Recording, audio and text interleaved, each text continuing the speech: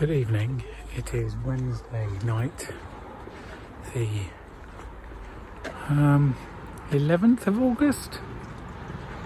I genuinely don't know what the date is. I don't think it matters that much. Welcome to another episode of Toby Stupid Vlog.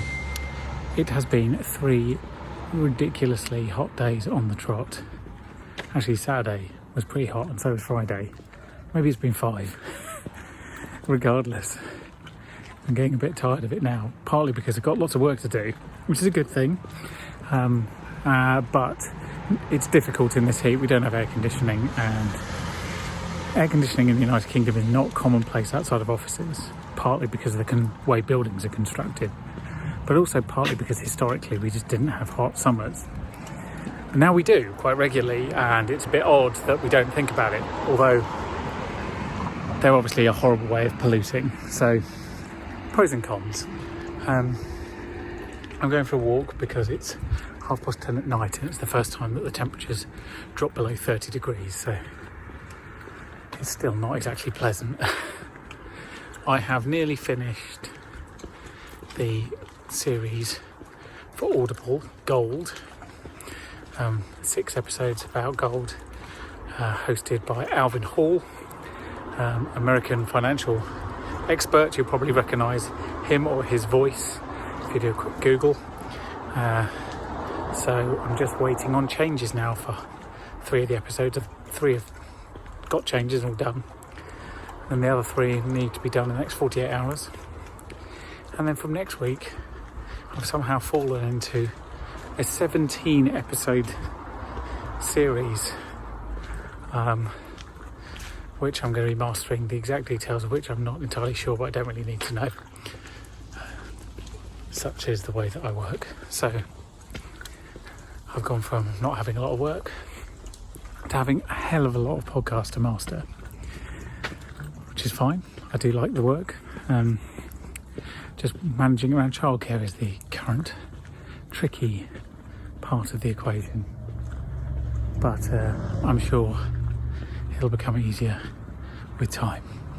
So a few things worth observing. 1, the urban foxes look miserable as hell because it's bloody hot and they got no shade, and usually they're pretty nippy and they dart in and out, but they're so fatigued they're sort of lolloping around. I feel for you foxes. 2, everyone has their windows open, which means you can hear everybody's conversations as you walk past their house, and they can no doubt hear me talking to myself. I think that was some lightning because there's quite a lot of thunder floating around. And 3, this is not a pleasant walk. It's too warm. It's too hot to go for a walk at 10:30 at night. It's actually unpleasant. There's no breeze. I'm just getting hotter, so I'm turning around. I'm going home because I've had enough. I don't usually film rain, but I can't tell you how happy I am that it's raining. It's a massive thunderstorm and shower, and it's gone from being a really unpleasant 33 degrees solidly for like the last couple of days, with the nights getting hotter and hotter and it just generally getting stuffier, and like the parks were empty this morning because it was so bad, to this, and everyone is so relieved. People have come out onto their balconies to see the rain. It's crazy. Oh, there's a bit of lightning. That was quite close. That was very close. Might look that up on a map.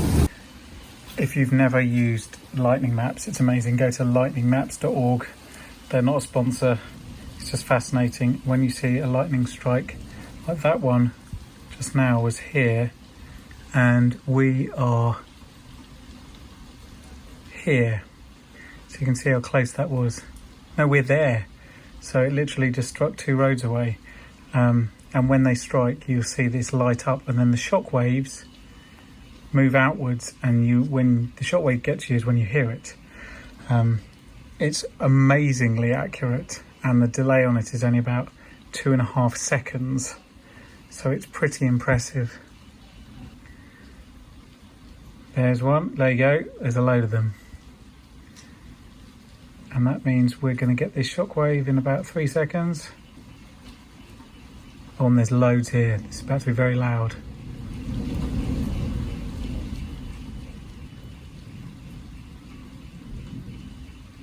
That wasn't too bad, just a rumble. There's another one. That's not far away in Richmond. We'll hear that shortly.